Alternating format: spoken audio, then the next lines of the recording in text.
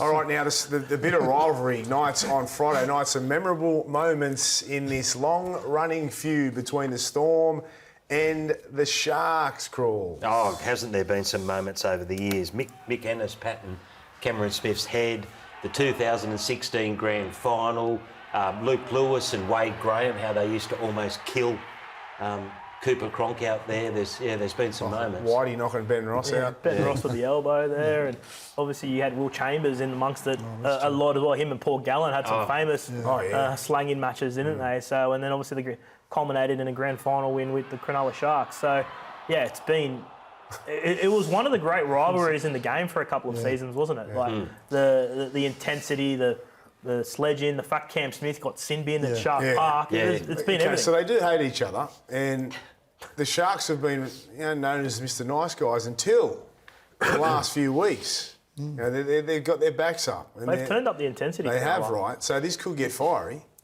Could do. They've got a bit of a chip on their shoulder at the moment, don't they, the Sharks? So it could do. Braith, I don't know. I don't know. Who'll create the fire in these two sides this weekend? What are you saying? They're soft? Well, I'm not saying they're soft. I'm not sure there's the Gallons of the world and the Will Chambers of the world. You seen Ronaldo play? Well, Ronaldo's a bit loose, that is true, yeah. He's Nelson's a wing. not out. He's a wing. Nelson's not out. The thing about the Sharks, do you think that the Sharks play with great discipline?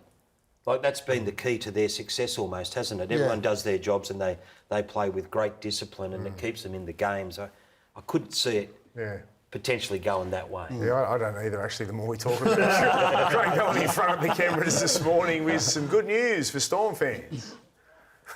We'll see how he gets through today, but from what he's done the last couple of weeks, he'll be playing for sure. As I said, there'll be something that have to go drastically wrong today. He won the Dally M last year, and he's played in grand finals. For him to come back in, that's a big boost for all the players, but the club as well. So like I say, hopefully he gets through today, but we're pretty confident that'll happen. Craig Bellamy there saying hopefully he gets through today. I can tell you right now, Jahrome Hughes is playing this week. There has been a lot of speculation, rumours, innuendo. You asked me before the show, I did, because it is circular it is amongst the media, but he is playing. He has been given the green light, and he will definitely start for the Melbourne Storm. Do you think it's a good idea? Well, you don't know. All you know is that Jahrome Hughes and Craig Bellamy have come to the conclusion that they're happy with it. They feel it's a safe option. I just keep going back to the fact that during the week Cooper Cronk said if he had played that grand final and that opposition had known that he had a broken scapula, they would have lost the game. That was his quote. And so that gives you an understanding of how much Jarome's going to be targeted. And then if something does go wrong and your man Peasant's not there, it's Tyrone Wishart that has to go out. And he's done it before, but it's a different Let's just have a look at the numbers quickly here. Hughes' influence on the team since 2020, his win rate is 77%. Without him, it's 54%, so significant, over 23%. But, that's my concern too, though, Crawls, is that, Jahrome needs to play if he wants to play and if he's fit, and they're more chance, looking at the numbers and just watching him play the last few years, much better chance of winning the game with him on the field. If he does, if he does get injured early though, they're in some deep, what they are, because Wishart is probably the best 14 in the comp, but he's not a 7, and I fear that if he gets injured early, it could go pear-shaped. So I pray for Melbourne and Jahrome that he gets through the game, and even if he gets through the majority of it, they're a big chance of winning. But if he doesn't and he goes down early, they're in some trouble. Yeah, I mean, they're a smart club, though, Braith. We know that. It's a calculated gamble, right? I mean, I spoke to the doctor last week who did the surgery on Jahrome, and he said... Can you talk us through, because is it a broken wrist or a forearm? It's a forearm, I believe. But he also, did he have a plate? He's got a plate and screws in there. That's only 2.5 weeks ago. 2.5 now. It'd be just on three, just short of 3 weeks when the game starts. That's not a long... That's a short recovery. No, it's a short recovery. Yeah. But he said he used extra strong plates and screws. Okay. Not the normal ones, extra strong ones. But he seemed very confident that he'd be okay and he'd get through the game. And he was a doctor before the surgery, Brace. So, look, I mean, it's a risk. We all know it's a risk, but I think it's a risk they've got to take. When you see those stats, well, actually, I take that back. Because Jonah's played so well, they probably don't need to take the risk. But it does improve their chance to win the footy game because we've seen the stats and we know what he means to that footy team. Well, they took a calculated risk in the game against the Broncos, didn't they? Because he was coming back from a dislocated shoulder and he went out there and it was clear that his tackling technique wasn't the same and as a result he gets a fractured arm. So, it'd be interesting to see calculated risk can go wrong. It's just, they've a worry. got to try and get him.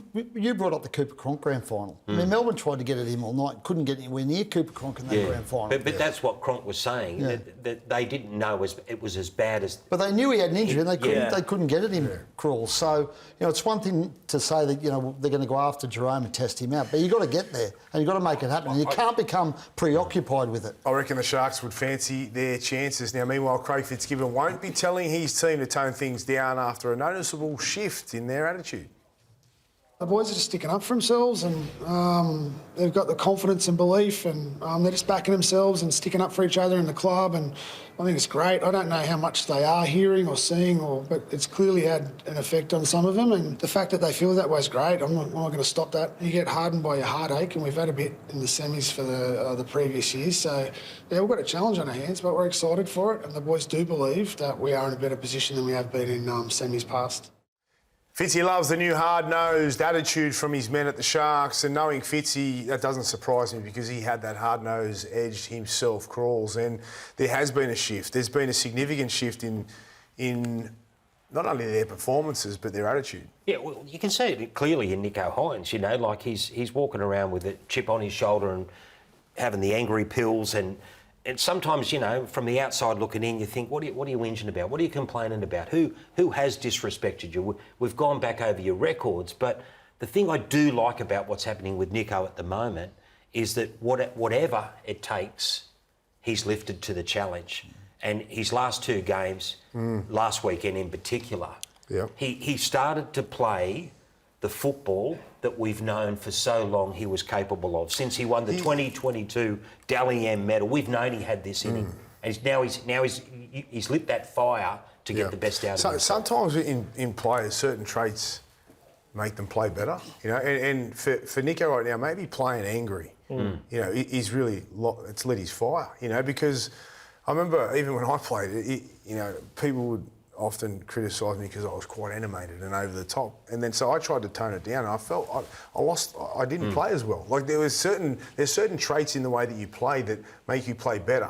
And I think with him, he's been such a calm player. He's got a cool head, but you don't really see much change in emotion when he plays. And to see this anger and to use it as motivation, it's really brought out the best in him, and I think he should just keep letting it ride. Yeah, there's a steel about him that we probably haven't seen before, Braith. You can see it in his eyes, you can see it in his tone, and you can see it in the way he's playing. I think he and Braden Trindle, for a large chunk of their partnership, one of them has played well, the other one hasn't. It's the first time they've been in sync together. And I think that's what's propelled him to a top four now.